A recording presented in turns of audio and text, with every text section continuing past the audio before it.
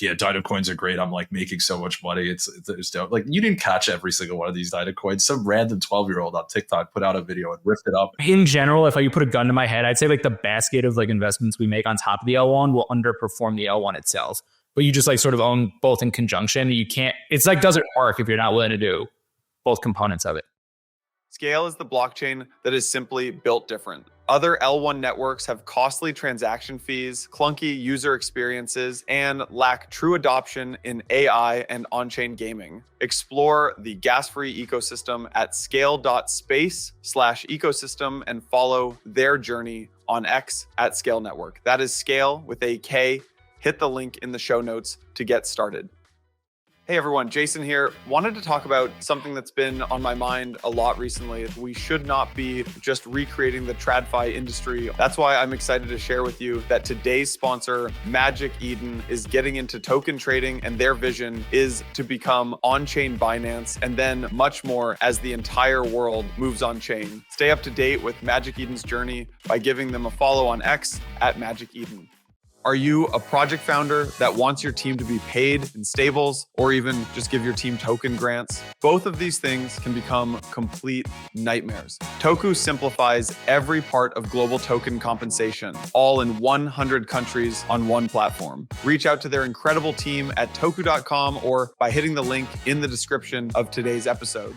Hey everyone, Jason here. Our friends over at Ledger are running some great holiday deals. Upgrade to their latest product, the Ledger Flex, while earning $70 in Bitcoin. Offers valid until December 23rd or while supplies last, so be sure to hit the link in the description of today's episode so you don't miss out on this really good deal. What's up, everyone? Welcome back to Empire. Quick disclaimer, the views shared here are the guests and only the guests. All such views are for informational purposes only. They do not constitute and should not be construed or relied upon as legal, business, investment, or tax advice. Ro, how'd we do? Excellent. That was perfect. Thanks. Couldn't have done better myself. Great. We have two sworn enemies back on the show. Ro going head-to-head versus Dan. What's up, fellas? Wait, what? Yeah. Yo, it's good. Oh, my God. How we doing? Good. Yeah, stuff is up. I am seeing, I got to pull both you guys into the better view here. So Dan, we got a Pepe painting here, and Ro, I think I see a tungsten cube in the bottom left. Or are we at that point in the cycle? We never left the cubes, you know? The cubes were last cycle. I assume that was bought at a much lower cost basis. Yeah, I was actually looking at Midwest Tungsten's website. They've really jacked up the prices on some of these bundles and cubes. I think the demand went a little wild. Because they know the Bitcoin boys are back. Yeah. I feel like they look at the price, they're like 100K, and they just add a zero to the cubes. They definitely do their like targeted marketing when like the price moves up. I definitely start getting the emails. 100%. Dan, what is your size cube that we're working with these days?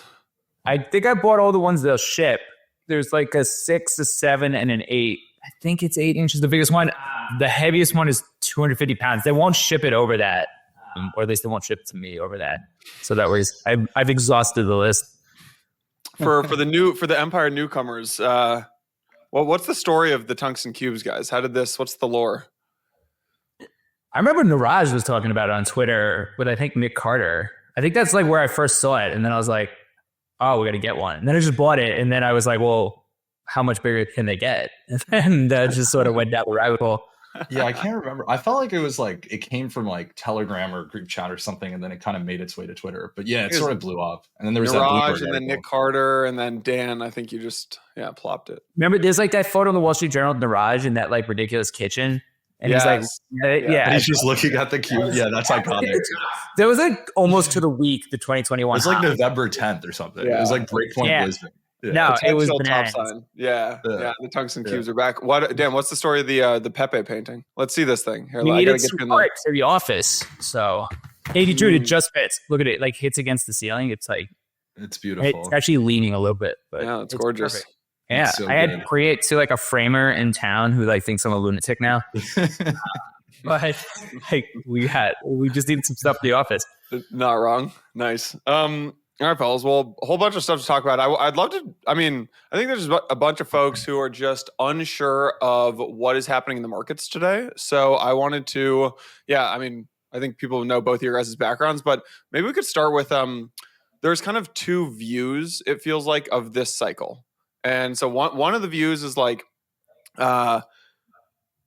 Trump is we've never seen crypto with this like bull president. It's the biggest government in the world with a bull market president, and like this cycle is just like is going to be last cycle wasn't the super cycle. This is the super cycle. Maybe we'll see 30 or 40 or 50% drawdowns, but this cycle is going to be different than all other cycles. That's one view. The other view is like, hey, maybe we top like somewhere between May to October. So because I've seen some cycles, I'm going to be, quote, smart money around this and start selling early. And this cycle looks no different than other cycles. Just curious how you guys shape out on that.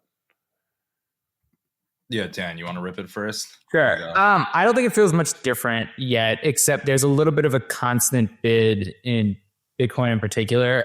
Maybe a little bit in ETH, but not really. Like just because there is like a conduit into more sort of traditional flows. I think the ETF in particular is big. And then like obviously MicroStrategy is sort of putting a floor in it. But there's sort of a set of risks different that come along with that. But either way, like, I think the altcoins will have sort of the same market cycle. I think you'll just see more neutered responses on the way down in Bitcoin ETH. I will say I thought that last time, and that just ended up not being the case. So there's a world that's wrong. I do like to think they're hitting a little bit of like a terminal like valuation where their volatility will start to come down a bit. But I think the rest of the market's going to do the crazy swings, right? Like your meme coin to your AI chatbot to your sort of alt L1, like those are going to have just as much market cycles going forward. Yeah, for sure. I tend to agree largely with that. Like I think the rotations are still in play. I think, given where we are now, it's logical to maybe ask this question, but I really don't think we've topped yet in at least the majors, maybe in some other stuff like closer to it. But personally, I'm expecting like pretty strong Jan inflows into ETFs, funds. Like Dan, I don't know if you remember. Well, you definitely remember. 2018, like, Q1. Yeah, remember that? Where like January was just like all the everyone got their check. Like, yeah. And like these boomer ICs are so like they're talking now, and they've been talking since Thanksgiving about what do we do in January when we're back from Aspen or whatever. And I think, you should see some pretty strong inflows. I think it's a little silly to kind of try to step in front of that or try to be too cute. But yeah, December seasonality exists a little bit, March and May for sure, summer for sure. So, I think as you go into March or May, you can maybe think a little bit more about portfolio rebalancing. But for now, it's like, it feels pretty healthy. Also, like if you caught us at a good time, right? Where a week ago, I was probably a little bit more like if perp funding was at like 150% and pre-washout, like straight through 100K, you'd have to be a little more careful on this podcast. But, we saw the flush happened. Things got, kind of washed out. And now today is a really supportive day. Like, we rallied and funding is still is really flat. Like it's really off of where it was. So yeah, I think signs are looking pretty solid. Yeah. I think the idea though that like crypto traders aren't going to over leverage themselves is like, it's silly. Like we're going to continue every time. And the cycle's never really truly different. It just, it's just what you're trading changes. That's fine. But maybe the only thing that's different is that there's so many people who have seen this is now their third or their fourth cycle. So it does feel like something in the air right now is like everyone's looking for the top. Whereas I don't think that was the case last cycle. Last cycle, it was like we could go to 400K Bitcoin and like this thing's going to change the world. And now the conversation is like, is this a top signal? Is this a top signal? Is this a top signal? Yeah, but to be fair, like on the way up, like people were doing the like it's always that way, right? Like people start fading it on the way up and they start looking for tops, and then at the top they're like, "What's going to go higher?" Like I don't know. That just tends to be the way. Like heuristically, you talk to people about it, it goes. Yeah, I feel like that's why really like the last leg of any real cycle is like probably the most parabolic because of this exact sentiment where you have people who have trimmed a bit or a little less exposed than they were before. I don't think that part necessarily changes. I do think the PTSD from, multiple cycles and knowing that crypto tends to go up a bunch and down a bunch sets in, but I don't think it's necessarily unwarranted. So like, people are, looking at signs, seeing journals, or seeing like the Wall Street Journal article headlines or whatever about how everyone's getting rich off meme coins and whatnot. There are little things here and there, but overall, I think, the last leg is always the most parabolic, and I don't think we've seen it yet. Yeah. Do you still believe it's a sell in May, go away type of Well, year? I know we were talking about that the other day. Well, I don't want to be look, like if you're in this thing for the long term, like, never, who cares about it? Like whatever, May, November. But my thinking is that if November of next year is truly like, let's say the top, and it's not like March or it's later, it's after Q1 of next year, I do think like generally you'll always kind of have a good buying opportunity in the summer. So I think if you're trading more tactically or have like a liquid book or something, de-risking in late Q1, early Q2, and then just looking to buy the summer blood has historically worked really well in crypto. And I don't see why it necessarily doesn't continue to work. Maybe I'm wrong, but it feels pretty solid. Dan, do you think like that, or you just wait for some blow off top to happen? I mean, I don't try to like pick seasonality as much, I'd say. I mean, it ends up working out that way a lot of the times. I think you just like, you want to look for like the froth in the market, right? Like you want to look when like funding is massively extended, people are like levered to the tits. Like, I mean, you're getting degrees of this for sure, right? Like there was pretty good leverage, which is what unwound over the last couple of days. I mean, we got blown out, and people just like reaching for risk everywhere. I think that's just like the biggest thing is you haven't, like, it's been pretty still contained to the crypto universe, though it's like gotten a little bit out. Like when Ripple started flying and everyone was talking on TikTok about Ripple, like that's like where you see it breaking out sort of into the mainstream. At some point, there's no more marginal buyer, right? Like if everyone's already like in it, like then everybody's in it. So it's like you have to start thinking, being like, well, like this doesn't sort of like work. Like there's no like pool of like passive capital that's like sort of like coming through it. And like I said, that changes a little bit now that you have traditional pools that potentially are moving into this thing via the ETF product or even MicroStrategy, right? Like that's like another conduit into it. So that changes things a little bit on the Bitcoin specific side. But either way, like you see it ubiquitous everywhere. Like people are trading memes and levered up. Then like, like you're pretty extended into this thing. Yeah. Go ahead, Ro. No, I agree with that. I would also say like relative to the previous, I think the fact that the last cycle, like the last bear market, came with such a brutal, like just cataclysmic implosion of credit, and then also like the macro side of things, like that was definitely a catalyst for downside. And I think in this, like right now, at least looming on the horizon, there's not too much that's super obvious that could like be like Luna level or like massive over the counter lending kind of implosion looming. So like I think like that kind of catalyst hasn't yet, may not ever like materialize. I mean, maybe you could point to certain things, but really there's nothing as obvious. So that helps a bit, maybe smooth out this one. And but it also still affects the minds of like people that experienced that 2022 year, which was obviously awful. 2022 was different, right? Like 2022 was a bear market and like a credit contraction. Exactly. I think it's like gets missed. It was a lot different than other cycles. And this is why so many people didn't make it out the other side, right? Like it wasn't just like you lost a lot of money. It's like you lost more money than you had. And you like actually had to take it out of it, which was like obviously people would blow themselves up with like perps and leverage and stuff, but people really got like all sides, like larger institutions, people like we lost some old soldiers sort of to speak in that one. Oh yeah. RIP. That was much different than previous like bear markets. And to be fair, like from my vantage point, like we were pretty active in the credit markets back then. Like we have not seen that come back in any real size. Like there's bits and pieces of it. You see people trying to like spin it back up, and credit will get looser as like people start just believing that this will go up forever. But as of right now, like there's not the same like access to like borrow, and especially terms that were sort of back then. So that's a big difference, I think. At this point in the cycle last year, so what, like Christmas 2020, credit was flowing, right? Genesis's book was massive already, right? Yeah. I mean, credit got like a mini reset during the March 12th, 2020 move where, obviously the COVID crash, right? That kind of like reshuffled it a bit. But then I think it ultimately bleeds down to like a little bit of, Cantillon effect in the sense of once the spigot opened at the top, which is really the Fed and like QE infinity post-COVID, I think it really just bled into all lending markets. And the crypto lenders were kind of maybe at the tail end of it. Like, it starts at the banks, then it goes down, but you see it, right? It's like the hedge funds are getting more exposure and leverage. They want more demand for it, or they have more demand for it, and it kind of bleeds down. So yeah, that at that time, credit was flowing. I don't know if we're necessarily in December of 2020, if it's a perfect analogy, but at least from a credit perspective, yeah, it's much different for sure. But what's funny is like people were insolvent during like the COVID crash. They just got saved. Like a lot of people were probably They were just like, I hope it goes up. It just bounced back so fucking sharp that like everybody's like, all right, like maybe we weren't like too super solvent at this period, but like we're okay now. So I think like got papered over a lot of like a potential credit event that could have happened there. Is that like, I mean, you don't know, but like what you hear is that there was definitely some entities that were like very close to, if not like underwater for a short period of time there. No doubt. No, like Lord knows what the fuck FTX was at that time. Like probably was underwater too. Like doesn't like you don't really sort of know because you get saved if the market like rallies. Yeah, but is there a question then where it's like, okay, that is happening this cycle, you just don't know because every number is going up, like FTX, BlockFi, Celsius, Luna, like that's the thing is like, you can't even get it if you want it. Yeah. You're talking about credit.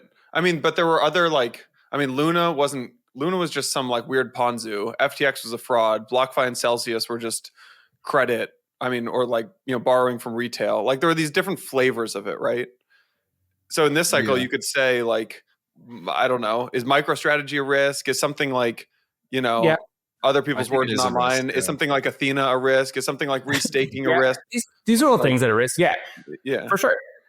Yeah, these are all risks. I mean, to the three that you spoke about, I think MicroStrategy is probably the most interesting one. It reminds me, not exactly, but a little bit similar to the GBTC premium NAV discount. Like basically the way I think that this could potentially play out, or the risk at least. Like it wouldn't be ideal, but basically if there's an exodus of capital from crypto for whatever reason, right? People who are in MicroStrategy stock will sell it, right? And that'll drive the stock back closer to its net asset value. But if they still want out, it could potentially drive it to below its net asset value. At that point, there is a decent arbitrage flow that could come in. It's sort of like fundamental arbitrage. It's not true where it's like, hey, I can buy MicroStrategy at a discount to the Bitcoin holdings on its balance sheet, right? Which is what you could do at GBTC in the bear market. It was a 50% discount to spot. However, at a certain point, if there's not enough demand to support that arbitrage flow, then there's an absolute bottomless pit on the equity price. That is, I think, the tail risk there that may come out, but it's a lot of series of events would have to happen to get there. But yeah, like basically the reflexivity on the way up for MicroStrategy with the premium and this recycling and kind of the yield pitch of it can work equally both ways. I don't know if you agree with that, Dan. I was thinking about this. I think there's just like this, there's definitely a line of reasoning that people put out there being like, oh, like they don't have to sell the Bitcoin, so it doesn't matter. And like, I don't think that's right because if it starts to trade at a discount to the NAV, people will they're going to be pressured to. Right. Like people will buy that and sell Bitcoin, or like people are just like, well, I could buy some ETF or I can just buy discounted Bitcoin in the strategy. Like people just use it as a substitute good and they'll just buy that. So like it does have an effect on the overall price in the same way it affects it on the way up. Like it's like not in a vacuum. Yeah, like to put it simply, I think there's a certain amount of notional dollars that are willing to buy MicroStrategy at a discount to NAV, either just outright or against a short ETF or short Bitcoin spot position as more of like a basis arb trade. But that is a limited amount of capital, and if that ever runs dry relative to outflow demand, then it could be a pretty negative downward spiral. Do folks not? On the market, back to the leverage for a second. Why is leverage not building up in the system? Like, is it that there's no supply of leverage, like the BlockFis and Celsiuses and the Genesises don't exist anymore, or is that just the demand hasn't gotten that crazy yet? So there's still leverage, right? Like perpetual like financing, like still shows you like there's like still like the OI in crypto is still gigantic, and it's like I don't know if it's at the highs, but I bet it's pretty damn close to it. But there's no unclad borrow like P2P like there was. Like that's like not really a thing. Like you can't like go borrow from somebody against like a basket of assets, or like you have to like do it with the exchanges. And the exchanges like are a different beast because they can just blow you out of it really quickly. Like they can also just ADL. Like there's like mechanisms they have for controlling that risk a little bit differently. Like you can't go negative on yourself right now. Like it's hard to put yourself in a position that's such that you can lose more than you like put in. Yeah, exactly. Like the perps. Yeah, I think the perps is kind of it's impressive that they can still blow out so much on annualized funding even when this basis traded the perp trade has become so popularized. Like it's not a new trade; it's relatively old, and I think that's an exemplification of the fact that people aren't getting enough dollars into crypto. So like the interest rate gets bid up in the derivatives markets relative to like it happens over the counter, and then people can actually keep the basis relatively in line. So there's still leverage, just there's no hidden lending, I guess, going on or like off screen as much. Will that come back? It hasn't. I'm skeptical. Like there's just like not a lot of always- appetite for it yet. Yeah, like eventually it comes. I don't know. I just feel like human nature with at some point people go back to the whole like, oh, this yield is worth it. Like these guys. Will it be on chain though? That might be the big difference. Well, is it Yeah. really different? It's just like how you settle it. Yeah, right. Like Yeah. by definition, unsecured credit's like, yeah, sure, you can make the unsecured loan on chain and send it from my wallet to Dan's wallet. Then he goes and you know, You're whatever. blow me stuff up. Like it's this. Yeah. rips like 0 DTE calls. I don't know. Mm. I don't know. It never looks the same, but it'll come back at some point. I just don't. In general, like the crypto industry is still like pretty starved for like risk capital, right? Like you still can't borrow like money from traditional venues in any capacity, Right. right? Like that's kind of crazy. Like I can't go to a bank and be like, hey, I want to borrow and I own X, right? Like you can't do that. Yeah. Yeah. I mean, the whole debt markets are shut off to crypto companies too. Like not just funds and individuals, Right. but if you're a company, and I mean, unless you're someone like a Coinbase, like you're forced into a Series A, then a B, then a C, then a D. Like there's no debt markets available to you. Yeah. And the to be crypto market, well, probably right. I mean, like it's would not have been very great. Like a lot of your counterparties would have fallen over. Yeah. yeah, the crypto market makes it, I think, just a little difficult to do truly unsecured or like illiquid ABL kind of stuff because it just moves so fast. Like, you know, like these companies that are used to making loans to like, you know, they're like normal companies with stable flows and they kind of just accrue over time. Like a trading firm in crypto's net asset value can move quite massively, like relatively quickly. And unless you have like a real-time sense of it, like you're not really going to be comfortable with any degree of unsecured or illiquid ABL kind of stuff. So I think that got like exposed and it's a structural problem, right? Like unless the volatility in crypto gets completely sucked out, I don't know, like it's going to be hard to overcome that particular hurdle. Yeah. Dan, what's your sense of what takes down this market? Like, are there any market it sounds like Ro, me buying a watch. When I buy a watch, I'll tell you guys. Okay, so we're just sitting here like blow this thing up. yeah, this is just bear porn here. All right, let's talk some what takes it down? It's the same thing it always is. It's just like it's apathy, right? It's like people get disinterested in it and they move somewhere else. Like, I don't know, Chunk comes in and he's like, everybody who's ever tried to do an IPO for the last 2 years, go for it, right? And then suddenly you got like 500 new companies that push through it. Everybody wants to start trading. Then like crypto's not as interesting. Yeah. All right, pivot. Let's talk about two charts, ETH BTC and Sol ETH. ETH BTC is starting. If you zoom in enough on the screen, we're making hold on. There we go. That's what we're looking at here is a little ETH BTC coming up. Dan and Ro, what are your thoughts on how this chart plays out the rest of this year? Or excuse me, the rest of the cycle? Yeah, man. Talking about the ETH BTC chart is just like an absolute widowmaker. It's like every time you think it can't get much worse, it continues to get worse this year. But look, I'll say this: like now that Bitcoin's broke 100K, the more Bitcoin goes and like some of this other stuff, like I feel like the more relatively cheap ETH kind of looks, right? So, you know, the thing about crypto is like everything is always kind of mean reverting. Like whether you bought Ripple in 2017 or, you know, Solana in 2019, you may have performed the same as of 1 week ago. So I don't know. I tend to believe that things that get exaggerated one way kind of come back. So yeah, like ETH probably goes up. You know, it's fine. I don't want to call a bottom on ETH BTC because it's like a cursed thing to say, but yeah, looks good. I'll give a little bit of nuanced answer. I bet it trades a lot of beta, right? So I would imagine that Sol ETH continues to outperform like ETH BTC or even just like Bitcoin on the way up, but on the way down, I think it'll just have the exact inverse, right? Like I think these things will like revert back to their historic median if we get like a bit of a bear market. See, now I'm the bear. I'm the one. You just think Sol is higher. Well, it continues as it is. Like I think the trend probably continues, though ETH BTC has been kind of flat now for a bit. Yeah. So you just think Sol is higher beta than ETH, and ETH is higher beta than Bitcoin, and then I mean same thing obviously on the way down.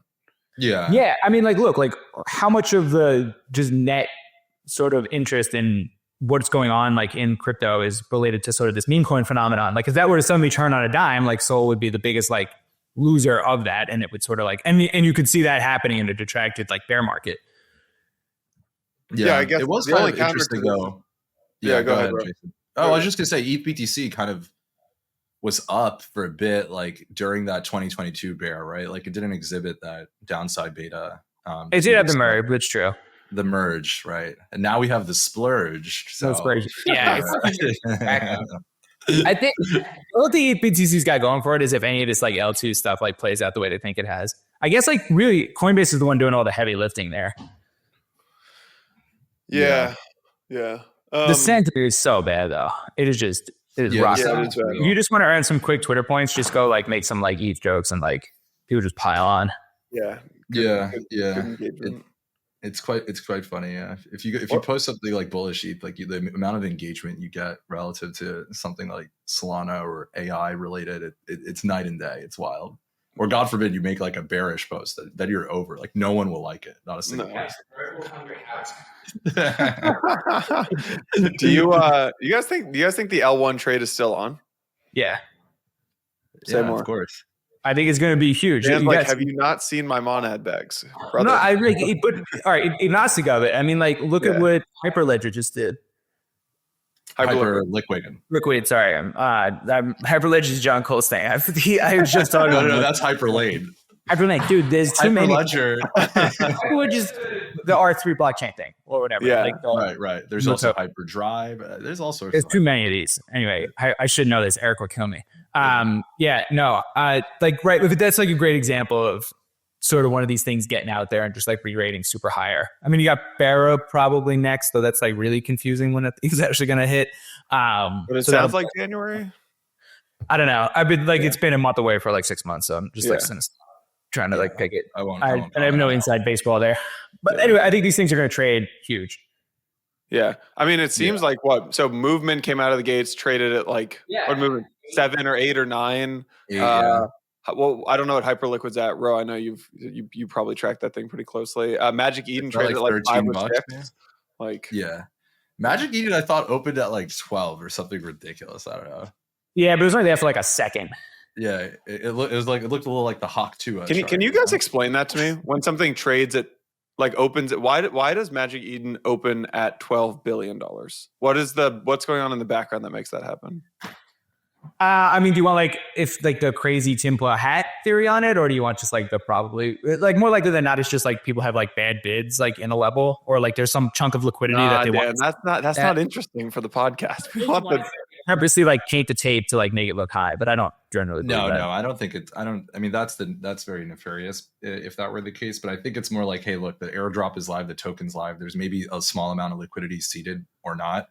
But it's like there's two types of people. There's people that want to be like, oh, Magic Eden's live, I'll buy a little token. And then there's people that actually claim the airdrop and sell into it. And those opening hours, both of those sides are relatively thin that the thing can just go everywhere. It's completely untethered from any price. Like it's just, there's not a lot of trading there. Yeah, exactly. It's just like a little bit of thin volume and then it finds its true value relatively soon. It's not like, if you got a huge airdrop, you wouldn't necessarily be able to sell it all up there, right?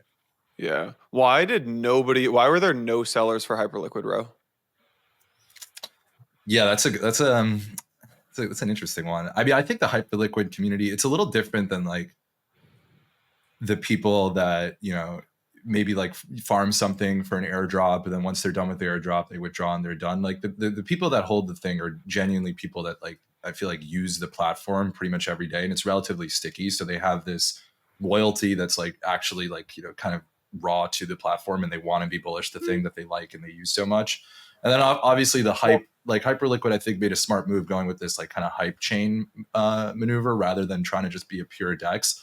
So, they're inviting builders to come and like do things on the chain and build like dApps that support the exchange. So like it's getting this little bit of a premium, like, hey, Hyperliquid relative to maybe a normal perp DEX token, it might seem like very wildly priced, but relative to like an L1, it's actually pretty reasonable, if not cheap. So I think the holders are putting those two things into their calculus, which is they love the platform and they think it's a layer play, not a DEX token play. So yeah.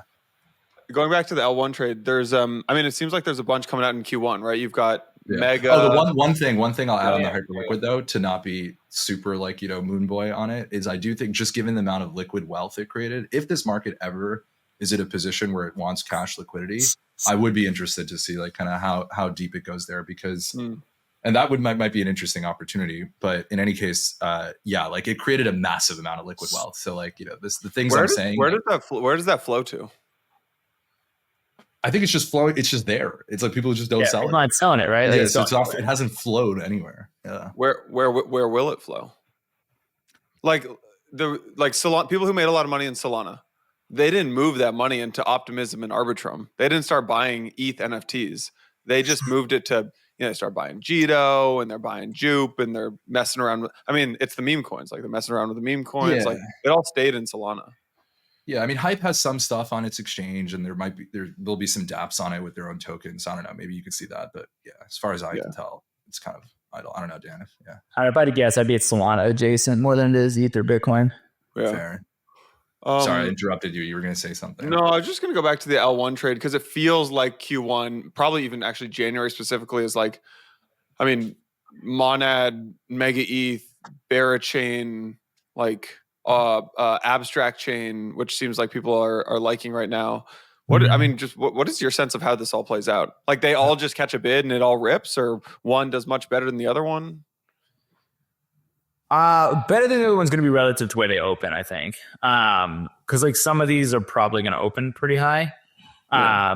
So like you may not just get a crack at it liquid, like where you sort of would be as interested in. I think that's like what's very interesting about Hyperliquid is you kind of got a window there to buy it, though like it was very hard.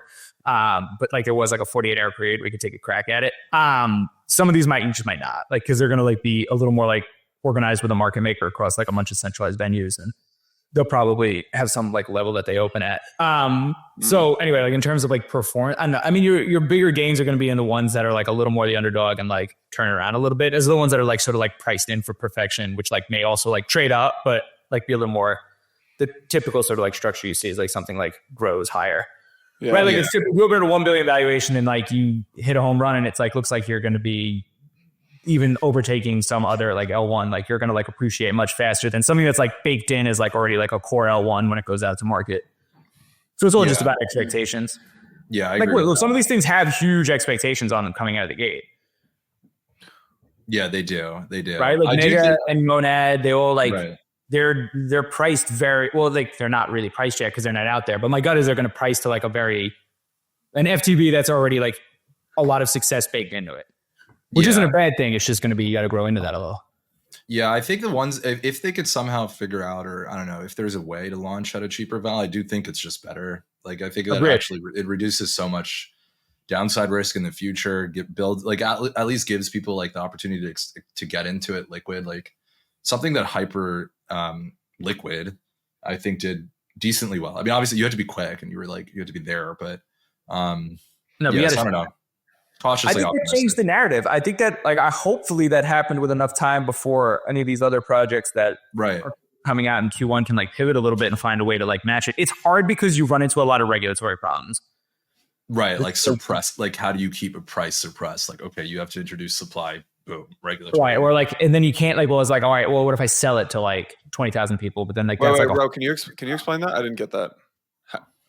Well, like, what would keep the price of a thing low at open if there's like an innate massive amount of demand and people want more exposure to it, like something like that's very hyped up and expected to be worth a lot in the future. Yeah, you need to introduce supply, right? But then it's like selling something, especially in the United States, like. In a lot of jurisdictions, and I'm not a lawyer, so NLA, not legal advice, but yeah, like within a year, like at the day of something going live, like selling something, like there's all sorts of complications that could come into that. So generally, I feel like that's avoided.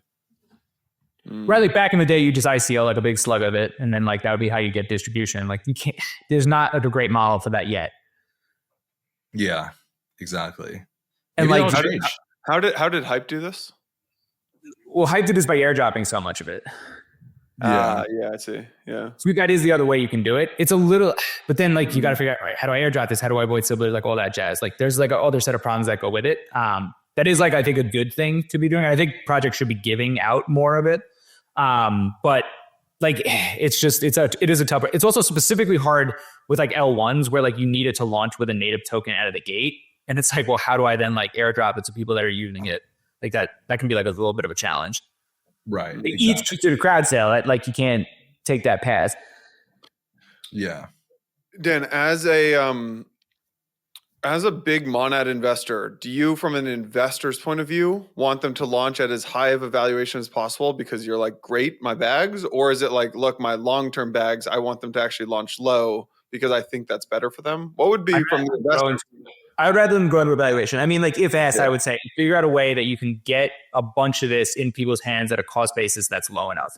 Like that would be like and I do think they're thinking along those lines. It's just, it is a regulatory and like legal problem more than it is like a marking and like what do people like. It's not like this, like there's not this inherent, I think, idea that people who have like bought these things at like lower cost basis just like want it to be like up a ton, because like that doesn't like work for anybody like longer term. Like you want to figure out a way to get distribution. It's just been very hard to do that compliant. And a lot of the attempts at doing that in the past have like not worked out great, right? Like airdrops have a little bit of a checkered history of like sort of how they work. Yeah, wholeheartedly agree. What's the math? I do think like, this is what Kobe's trying to fix, right? Like this is like part of what he's trying to do. Yeah. And like CoinList has a similar product. They're compliant. There's always going to be a world that like people who don't want to do I know compliant. Kobe's checklist. I don't know when you guys signed up for Echo, but like the checklist when you go through onboarding, it's like, 80 questions long of like, are you aware that these things will lose money? Like, I'm like, oh, this is going to some regulator. Yeah, exactly. And I mean, CoinList has had a similar product for a while, which has been great. I mean, a lot of people got into the Solana one that way. That was like great. Yeah. So there are some solutions. They're not massively adopted yet. I mean, like I don't know how many people Echo has, but I guess it's under. I don't know. The counter is. I was with the founder last night. He put something up on Echo. It sold. He raised $500K in 2 minutes on Echo. Yeah. So you got to keep the limits low, and you got to like try to like get it broad on it. Yeah. And there's like Fjord Foundry too. Yeah. There's like a couple of them now. Forge, whatever it is. That one's a little weird. Like that. That one's a little on the like friend, not compliance, but like, it's an option. Okay. Yeah. I don't know anything. Well, they don't KYC, so you just do it. Got it. Interesting. I mean, there was something quite elegant and democratic about like a 24-hour or 48-hour shot clock with an ICO. You just rip it and then you get the tokens like when everyone else does. And then it's on Binance or something. And it was nice. So bad at the end of the IPO. It went too far. Like all good things, it goes too far. And it got so toxic. It always goes like that. I guess Pump Fun is kind of, I don't know, like has like ICO DNA in it. Maybe, I don't know. I mean, it's democratic in that sense. It's just, I don't know. It's just, but it's self-select. Like I'm gonna launch this thing. There's no like. It's not like you need to raise capital for something.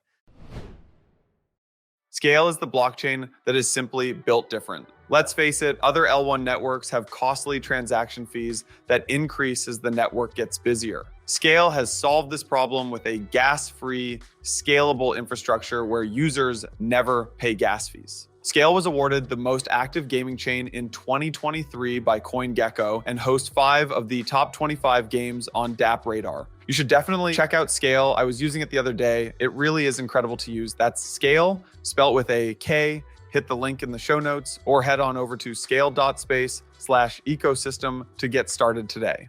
Hey everyone, Jason here. I wanted to take a second to break down why Magic Eden is getting into token trading. Their team is extremely concerned that crypto is still consolidated in the hands of a few centralized exchanges who act as gatekeepers, ultimately recreating the TradFi space. They believe that crypto is still missing an on-chain Binance, and their aim is to move trading completely on-chain, fully decentralized. They've done $6 billion in NFT volume in the last 3 years and have had more than 1.4 million users visit their platform in the past year, making them the #1 NFT platform in the market today. They are the ones that can do it. Stay up to date with Magic Eden's journey by giving them a follow on X @MagicEden. Are you a project founder struggling to pay your team in stables or even just giving them token grants? I've seen this issue firsthand throughout the space. Traditional payroll or EOR providers don't support crypto.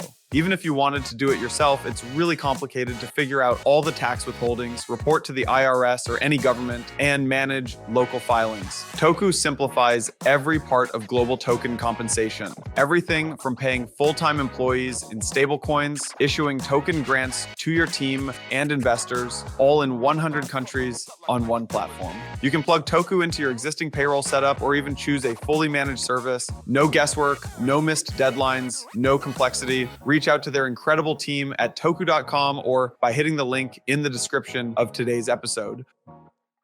Earlier in today's episode, I mentioned Ledger's latest products, the Stacks and Flex, and I wanted to take a few seconds to tell you more about them. These wallets feature the world's first secure touchscreens, which don't just simplify your digital transactions, but also keep them extremely safe. These wallets are virtually impenetrable to online attacks because they store your private key in a secure offline chip. You can manage more than 5,500 tokens and install up to 100 apps. Choose the most trusted name in hardware wallets and take control of your digital security today at ledger.com, or hit the link in the description of today's episode to check out their latest wallets. All right, let me extend this conversation then into, I tweeted this yesterday and got a bunch of shit in my DMs, mainly from VCs who did not like this take. I said, combo of meme coins, the return of ICOs, success of non-VC products like Hyperliquid, and bad performance from the big funds feels bearish for crypto venture. And obviously the crypto venture firms did not like this take. Ro, no one from Hack reached out. So you guys, you're good. But yeah, what do you guys think of this? I mean, the market's ripping and like random names are flying huge amounts.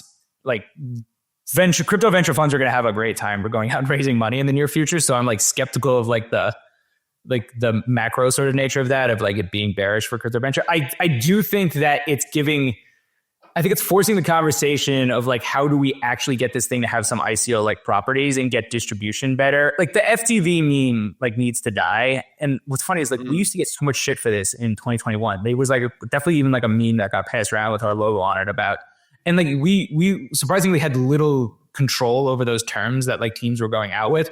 But I do think that it's putting some pressure to get like the distribution better.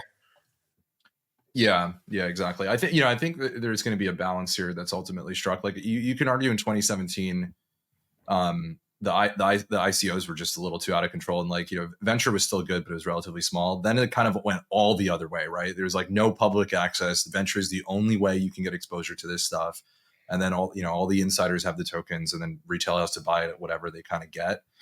I feel like the ultimate state of this, like with stuff like Hyperliquid kind of showing it, is like, let's figure out distribution and like get it so that, and I think a lot of, venture rounds are kind of doing this, where like investors will take less allocation and be like, hey, look, get like 120K checks in. And that's going to be quite beneficial. So, there's going to be some reckoning in terms of like balancing out distribution and not having it be like just in investors, and then public investors kind of get whatever price they can rip on a liquid market. So I don't think it's necessarily bearish for crypto venture. I think it's a forcing function for evolution of how crypto venture is architected, maybe, If you were raising right now, would you go to Echo? Would you just do would you kind of copy the Hyperliquid playbook? Would you just go raise from like the traditional crypto venture firms? I just text Dan. I'd probably I think it'd be depending a lot on what I was building. I think if I was building something that sat on top of an L1, I would probably approach the L1 for funds. Yeah. And I would then be like, listen, my plan is to like give half this thing away via airdrop, and then figure out a good way to do that. Obviously, there's a lot of nuance in like what you're building and like what your plan is and like what the purpose of the token is. If I were raising an L1, I would try and go and raise like a massive round via like an Echo coin list fund style, and just get as many participants as I can. Yeah. I do think you could legitimately probably raise like $10 million that way if you like had a I think you could raise more. Yeah, I agree with that. For sure. Dan, why? So I see you in all these Monad like ecosystem deals, like the apps building on Monad. What is the return? What is the math of that? Like, are you trying to make money on these? Obviously, you're trying to make money. Do you think the return will be high on these applications, or is it more like, look, I own so much Monad that I need there to be an ecosystem on Monad? Like, yeah, how do you think about that? I did the same thing with Solana, like back in the day, and like we weren't around for ETH, but sort of the same process. Is like you own a big slug of the L1, you just like build. You're gonna need like the functionality on top of it, so you're like subsidized, sort of like financing a bunch of that stuff. Not that we don't think it would be performant, like some of it may like overall, but like in general, if you put a gun to my head, I'd say like the basket of like investments we make on top of the L1 will underperform the L1 itself. But you just like sort of own both in conjunction. You can't, it's like doesn't work if you're not willing to do both components of it. Yeah. They tend to be cheaper too. And it's like nowadays, I feel like you have seen a slight subtle maybe renaissance of like apps. Like, okay, sure, Hyperliquid is maybe more of an L1 than an app, but it is kind of an app token too. But some of the stuff on Solana, even L1, mainnet, things that have launched recently, like they're commanding like valuations that maybe L1s would have early and like back in 2021. So, and especially if you can get them at like, 8 or 10x cheaper price relative to an L1 seed or Series A. Magic Eden is an app. It's not right.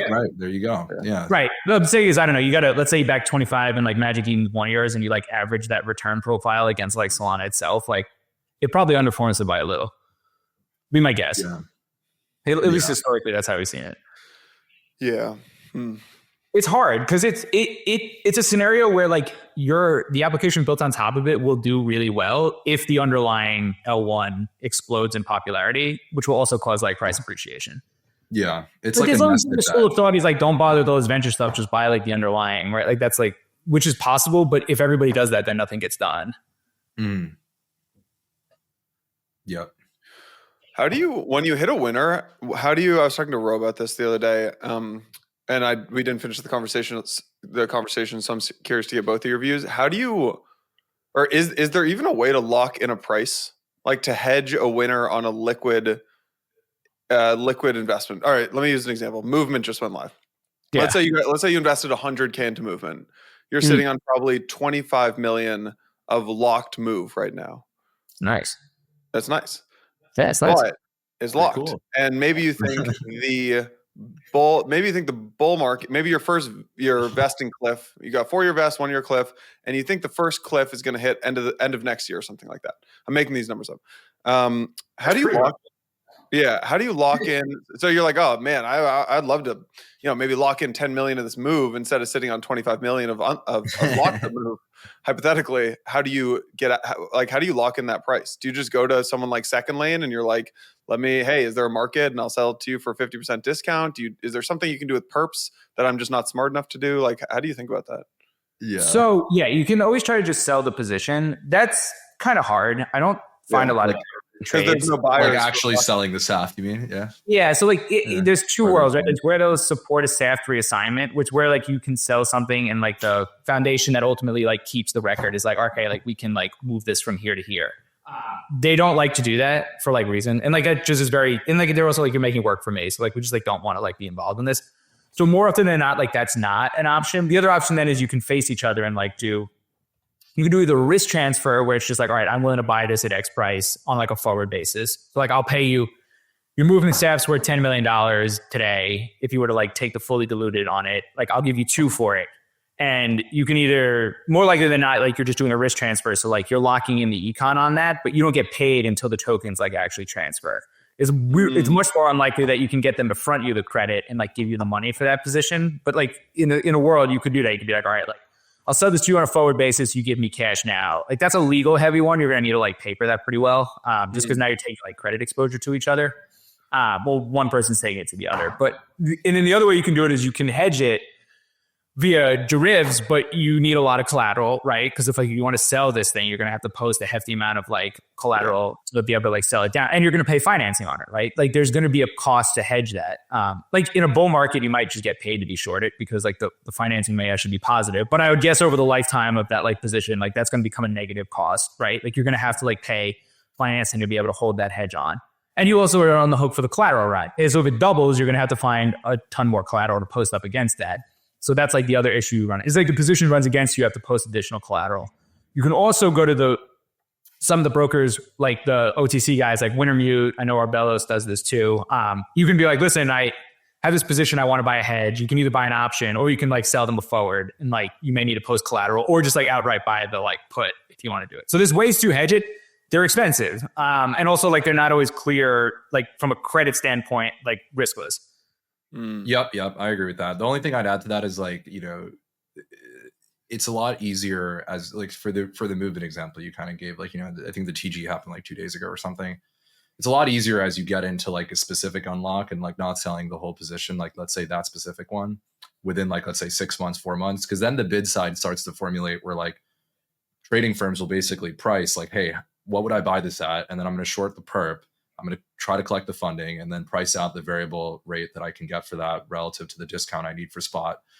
with the added sort of calculation of how much collateral do I really need if this thing goes bananas. So like that's easier. Like day zero of something like this. I get it. Like something like Jito, where it's been live for like a year, and like most of the firms are maybe like a quarter of it has unlocked or something like that. Yeah, there's a deep spot market. I think it just unlocked like last month.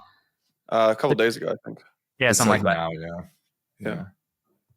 But yeah, obviously, as you get closer to the event, like there's less unknown. It's much easier to price. So what do most firms do there? Like are they just holding and they're just like, all right, like I'll take the risk of just sitting in spot until I unlock, or is there all these backroom things that are happening where they're hedging out, and like what actually happens? I think a lot more than not, it's just people are sitting on the risk. Way more often than not. Like I think there's this like thought process, this like all this stuff's getting hedged out, and it's like I think it's very infrequent that it happens. Yeah, it's very frequent. It's very thin relative to the underlying like actual FTVs and net asset, like the values of the tokens for sure. Is that different? Like Ro, you sit in two different camps, right? You've got your hack hat, and then you've got your like personal angel investments. Do you do the same thing with both?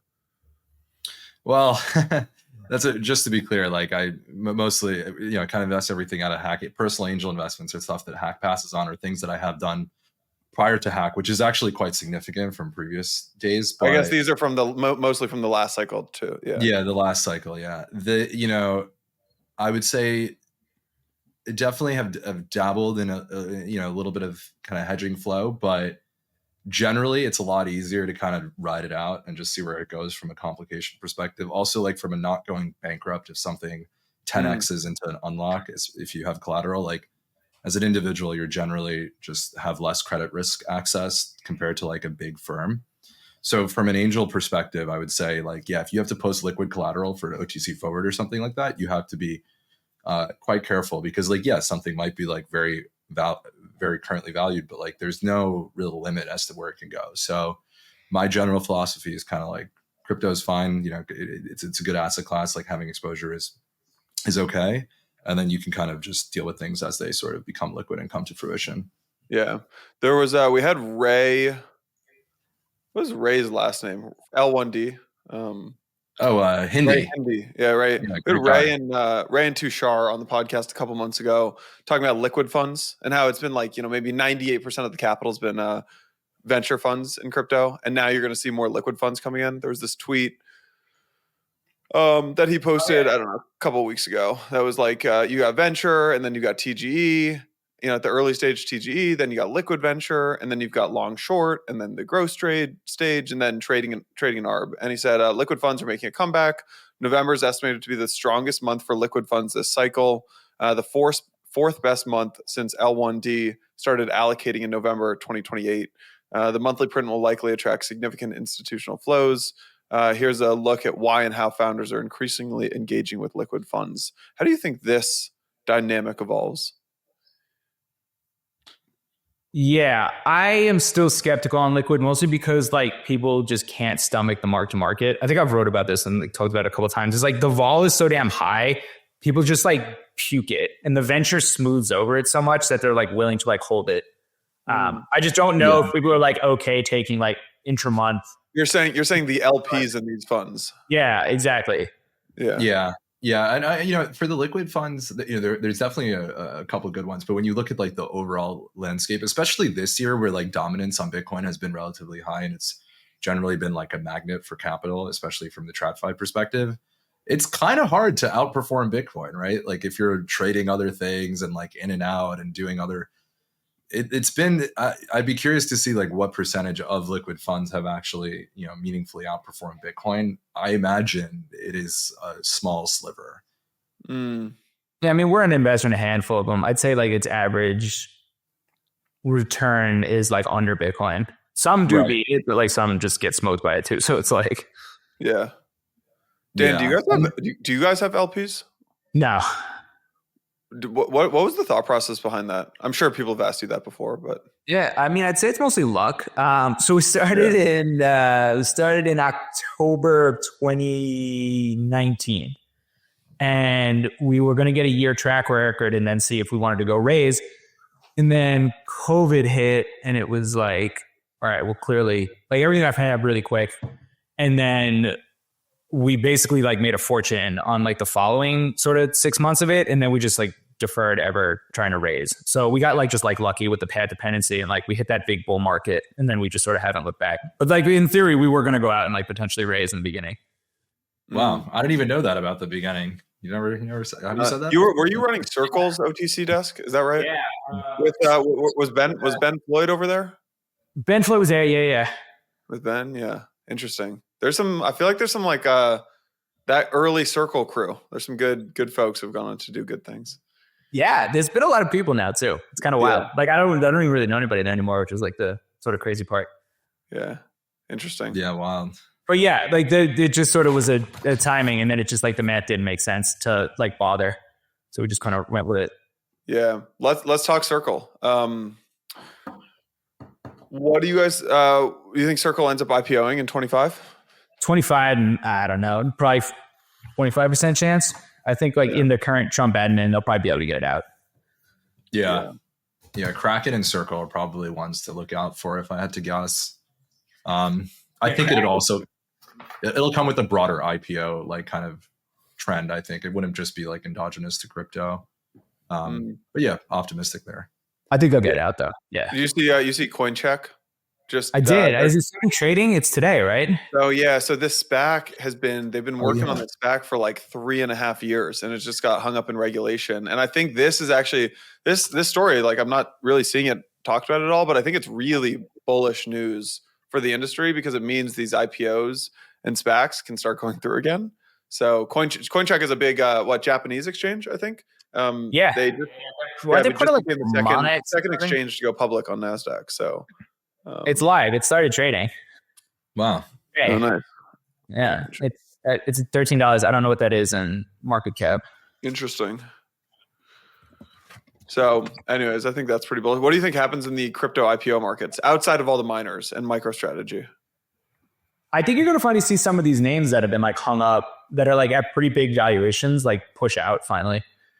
Like there's like, I don't know, there's probably like 15 crypto companies that are like well north of $1 billion that just like haven't been able to get public. Yeah. Yeah. But are they ready to go? Like, all right, let's run through the list. It's like what? Circle, Kraken, Chainalysis. But then there's, Blockdaemon, like there's Fireblocks, Blockdaemon. You think these guys are in a position to go public in the next like 2 years? If we stay at these levels, probably. Yeah. Yeah. That would be bullish. That'd be great. Yeah. Blockworks, obviously. Yes. Yeah. Why not? It's also a two-way street. Like they have to want to go public too, right? Where it's like, I think some of these like their early investors are just like, can you please just finally like? I mean, they're getting pushed. Like if I'm Blockchain Capital and I've been sitting in Kraken for freaking 11 years, I'm like, guys, you gotta do something. Fair enough. Yeah. It'd be good. Bring some permanent capital space. M&A market heats up. That trickles back to Series D. Trickles to Series C. Yeah, it would be sick. Yeah. It is wild that it's only really been Coinbase outside of MicroStrategy and the miners. It's crazy. There's no permanent. And that was 3 years ago. Like that was supposed to start off a wave of crypto IPOs. Remember? Yeah, the public markets give you this permanent capital that you can then do things with, right? You can buy companies, and it flows back to late stage venture. So.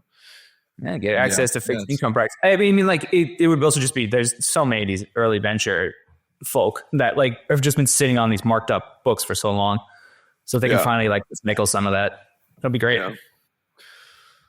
Dan, why did you tweet this thing about Coinbase the other day? What did I tweet? I don't even remember.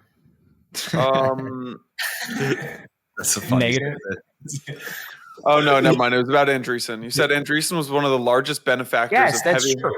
Yeah. All right. Yeah. Let's do this. So listen, man. When I worked at Kraken in 2013, so when I was there, nobody had a bank account. So like Kraken couldn't get an ops account. They couldn't get a bank account to like basically even just like pay bills. So the only person who had a bank account at that time was Coinbase, who A16Z had backed and who basically leaned on SVB and said, you have to bank these guys or I'm going to like whatever, yank all my other business from you. And that was enough that Coinbase had a bank and nobody else had a bank. So part of Coinbase's like fact that it's so dominant today and like owns basically the entire US market is that they got to operate for years, probably like 2 years. They were the only people that had a bank account. in the US, right? So they were the only people that were able to like onboard US retail and get them to like be able to buy and sell crypto. So they had like a monopoly for a couple years. And it was mostly because they were the only ones with like that banking relationships that was in there. So they were a benefactor of the fact that nobody else could get banked. And then they were obviously, look, I'm not taking away everything Coinbase did, but it was a massive leap that they got forward. And I remember just being infuriated by it at Kraken because we couldn't get anywhere with any banks. We ended up with just only having this Fedor bank in Europe, which is like why it was a Euro exchange. So anyway, that's why Kraken's so big in Europe. I didn't know that. Kraken couldn't get any U.S. presence, so they had Fedor, which would give them a Euro bank account. So they were just like, all right, I guess we trade Euro Bitcoin. Like, that's what we're going to do. They did that for years. I've always wondered why Kraken was so big in Europe. Because they couldn't get U.S. banking. It's the only reason. Interesting. Yeah, you open up your Kraken account, it's like Euro BTC. I'm like, I don't want to trade Euro BTC. It's because that's all they had for a long time. Yeah. And it's because Coinbase just dominated the US because of that. Interesting. So I don't know. I just like, it's so funny to be like, oh, they're debanking everybody. And it's like, yeah, I mean, like, all right, but let's be honest. Like, you also massively had a windfall from this, like, and that was the start. I think like it kept like even with the bit license, right? I think to this day, I don't know if Kraken actually ended up getting one. I'm unsure if Kraken serves New York customers still, but like Coinbase went and did the thing, whereas Kraken was like fundamentally philosophically opposed to the bit license to the point of not supporting them, you know. And then it's like your friends in New York are like, hey, I bought crypto on this app. They know the one that works. So there's other things too, but I think it's a fair, you know. There are these weird things. It's like, who's got a bit license, right? Cash App, Coinbase, Gemini, and then Robinhood has it because they bought Bitstamp. And there's just this dude, Ben Losky, who like, you know, stamp of approval. It's a complete sham. It's a joke. Doesn't Losky run a consulting firm helping people get a bit license now? I don't know. I think maybe he did at some point, right? What'd you say? Yeah. Is he on Ripple's board still? I don't know. In any case, maybe during the Trump admin, that is one optimistic thing to tear that thing up once and for all. It's been just an absolute nightmare for particularly New York, which obviously sits close to home. Yeah, that was Cuomo. Cuomo created that. I don't think Cuomo was like, yeah, this bit license is good. Like, you know, he probably signed a little thing. Like, it actually came out of a good place. I think it was bullish crypto at the beginning when the bit license got created. They wanted crypto to be like in the hub.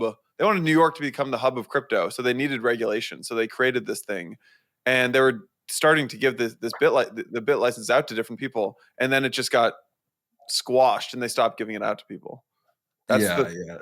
Just that statement. I was there at the time, and then like they basically shut the door. They're like, "All right, well, it does exist. We gave one out," and then they just stopped. It's like Anchorage getting the national charter or something, and then a day later what does Anchorage have? The national.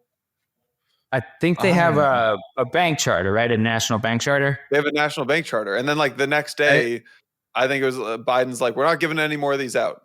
Anchorage is like, oh, we got that in. All right. Oh, right. The North Dakota one, I think. Or I don't know, maybe. Yeah. Yeah. It was like OCC bank charter. Yeah. It was like funny. It was like FTX was actually trying to get that. Like, I don't know the exact details. I don't want to butcher it. Well, the hottest thing in M&A right now in crypto is are these regional exchanges that have licenses in like, you know, the Philippines and Thailand and all these places. Like that's where the M&A is happening right now, because, you know, people used to give out licenses. Now they stopped giving out licenses, but some folks, random people just have them. So that's where the M&A is still happening. Yeah, that filters into so many things for sure. Like just having the license goes to like cannabis, whatever. Dan, where else is like weird stuff happening in crypto that people are unaware of? I like these stories. Oh, like in the past? I don't know. It's a vague question. I mean, dude, it's like there's just so much going on now. It's like very impossible to like keep on top. I find this whole AI agent thing mind numbing, but like that seems where like a lot of weird stuff's happening. And most of it seems to just be like people masquerading as pretending to be AI, which is like the funniest part to me. And they're just like out there. But some of it's just founder who's doing this. Real money. I met a founder who's got an automated bot, an AI agent on Twitter, and he's just ripping out tweets. It's like he goes into ChatGPT and types something, so it's like, oh, it's an AI agent. Like I don't understand it, but there's like real money moving through it right now. Dude, I've never seen more of a juxtaposition between like when you hear someone talk about something like, oh, I'm super bullish this thing. Oh, this thing's down 40%. Gotta buy more, whatever. And then you click it and you go to the Twitter and you just like scroll down a bit and you're like, dude, like what is this? Like, this is, it's like you have to kind of like inhale some glue before sitting down for the AI coins. I feel like, you got to get in there and be like, I'm just not going to think about this thing. And like, wow, that's really funny. And like, look at how innovative and exciting this guy chatting on. But you got to buy it so that your friends aren't more wealthy than you. Well, no, for sure. Yeah, exactly. Hot ball of money, Dan, I would say is still very much alive. It's been the last month in particular. It's been really roaring its head. Yeah, I mean, like, look, like there was weird stuff over the last week, like archaic stuff flying around. Dino coin season. Real dino. Like you just let's talk dino coins. Do you think these dinos run the rest of the cycle? Oh, that's a good question. I think they'll continue to like have moments where they're like hot and they could like double over like a period of like 4 or 5 days, but like they'll end lower than they start. Yeah, I think they'll just be instruments that get like wound up, and like the closer they are to leverage, like the more moves they'll have. I mean, Hedera's up 430% in a month. Somehow HBAR has infiltrated the American mind of like retail. Like the amount of regular people. You have to go on, if you have not opened up TikTok, go to TikTok and type in crypto, and you will see Ripple and Hedera just everywhere. Yeah. Well, Ripple and Cardano were the staple, and like somehow HBAR got snuck in there. I don't know how it happened, but it did. Yeah, good for them.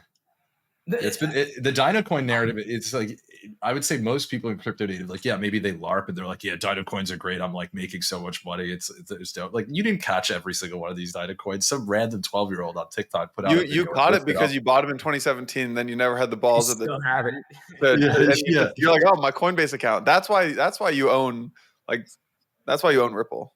I mean, we do a lot of like, all right, look at the top 50 names. Like, what hasn't moved? All right, like we'll just buy that. Like, exactly. It's kind of how it plays out. Yeah, and it's not even like it's like a little bit of the anchoring bias. Like, look at where the chart was in 2017 and look at where it is now. Like, look, there's like this huge gap, right? You just like pull up, but it's like the capital that's driving it up is not even. They don't even care about that. It's like unit bias stuff or whatever. It's good. I think a lot of those things are maybe closer. They have less upside relative to some of the. I don't know. It's hard to say the majors. Like, for example, like Ripple traded 280. Like, how much higher does it go this cycle, right? I've seen TikTok things in hundreds.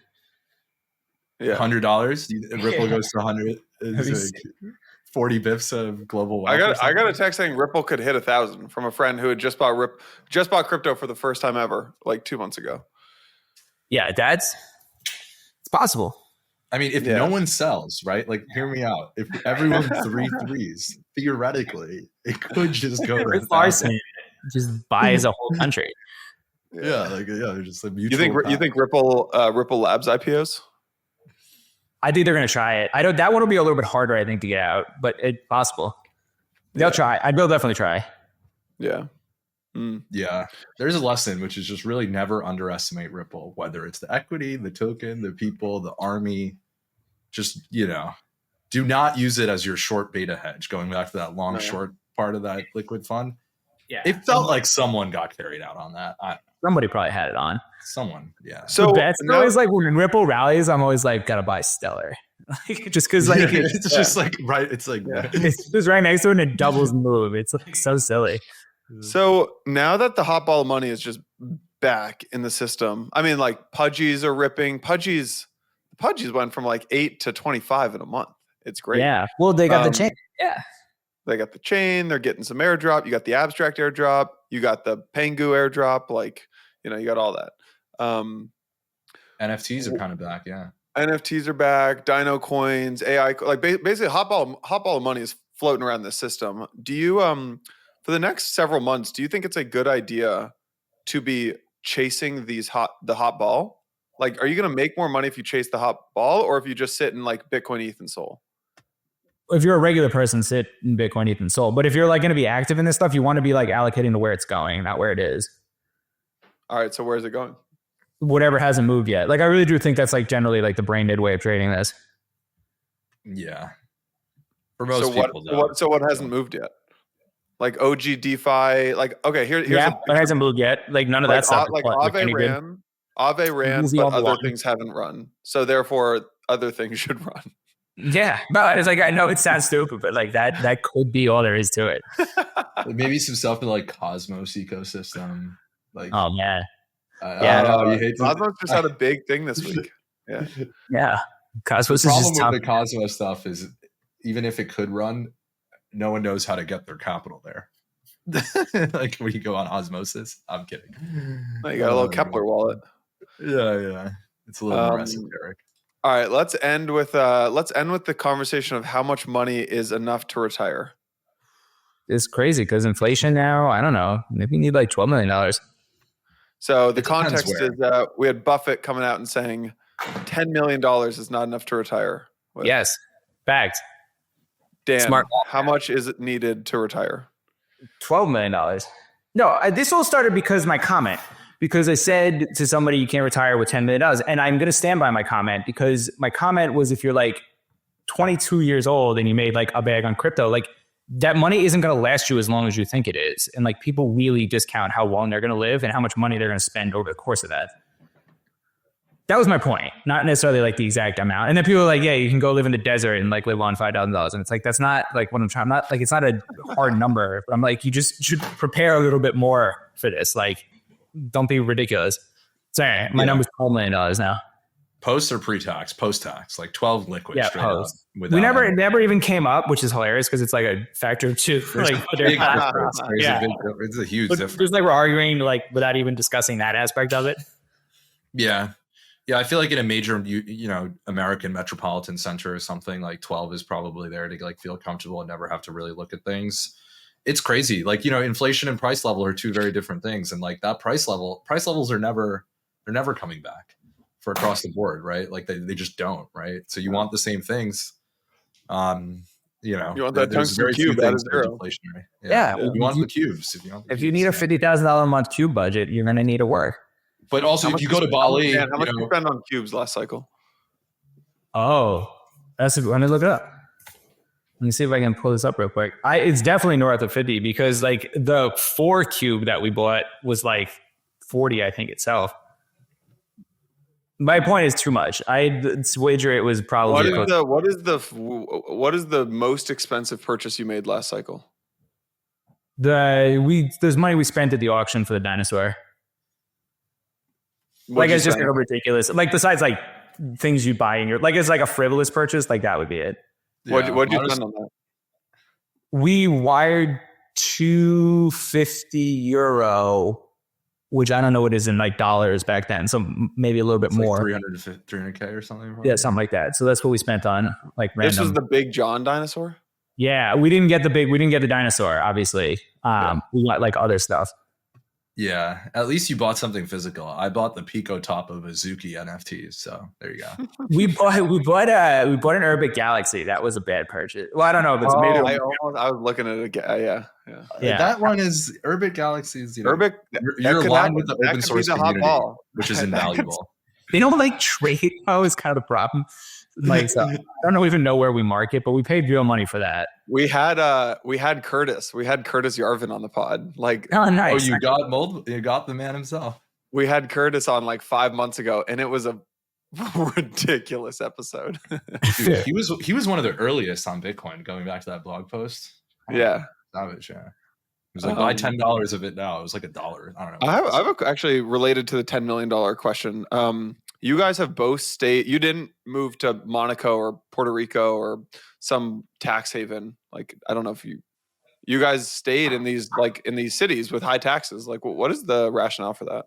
I mean, the point of making the money is you can live where you want, right? Like, I think that's like ultimately like you want to. I mean, like, look, you could argue where you sort of want to be, but like to move just for a tax reason is like ridiculous in my mind.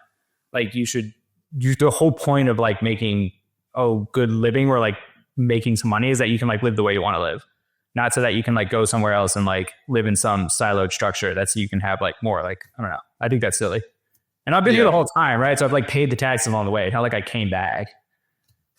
Yeah. The philosophy is really, I would say, just, you could make more money and that does the same thing. Right. But yeah, I don't want to come off as too detached by saying like, hey, like, you need 10 or 12 million bucks to like live comfortably. Like to most people, that's like, this is a bit of a joke. It is a bit of a joke, right? Just to be very clear. And there are other countries, right, that have very solid quality of life that are much cheaper, that might be perfect for you. And it's a personal thing, right? Like, depends where your family is, what you want to do. Like, you know, if you want to go live in Bali in a villa for nothing and spend $3 on breakfast, lunch, and dinner combined, like, you can go do that, and it's like a very chill life, and you might like it. Like, yeah, maybe your Amazon doesn't arrive the next day or whatever, but you know, it's fine. Yeah, I don't know. You kind of also, like, if you're gonna eventually like come back to reality and like have a family, like, you're probably gonna want to be near your family. Like, that's like a I think it's a big thing. Yeah, for sure. Like, if you want to just be a digital nomad and like be single your whole life, like, fine. Yeah. And when you think about other places, like, you know, America has it pretty solid. You got the water. It's pretty fucking great. You got like a big buffer to the rest of the world. You got a lot of resources. Yeah. Not. I mean, our impending fight with Canada, you know, or I think it's gonna join us. I think it's gonna be impending absorption. I think you're just gonna be okay with it. Dude, wait, has anybody like pushed like Trump on the idea that like this would also massively throw off his like current like sway in the electorate? Like Canada's like very liberal.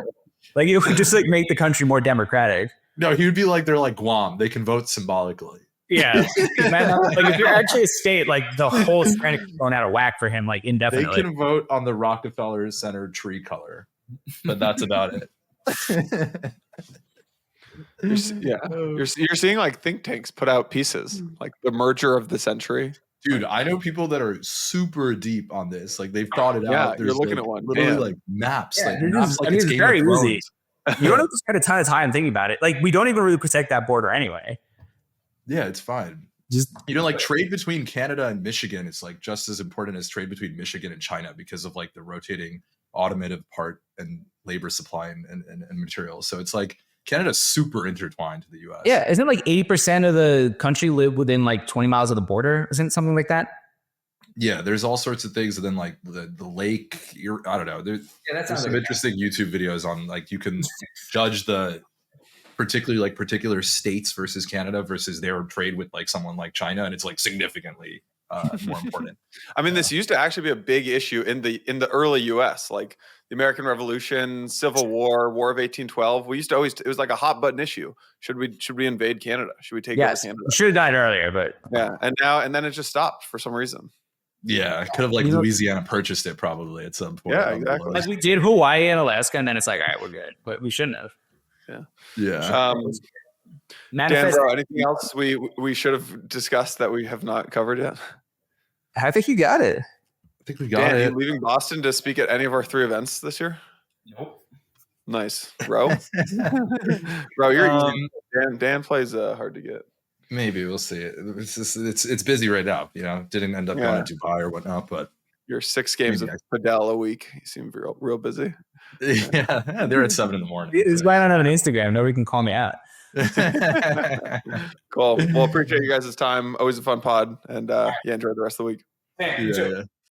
Hey everyone, thanks for watching today's episode. Just wanted to quickly thank today's title sponsor, Skale. Skale really is one of the best chain experiences out there today, and I've used so many different chains. There's a reason they are gaining so much adoption in both gaming and AI use cases. Hit the link in the show notes to explore the Skale ecosystem.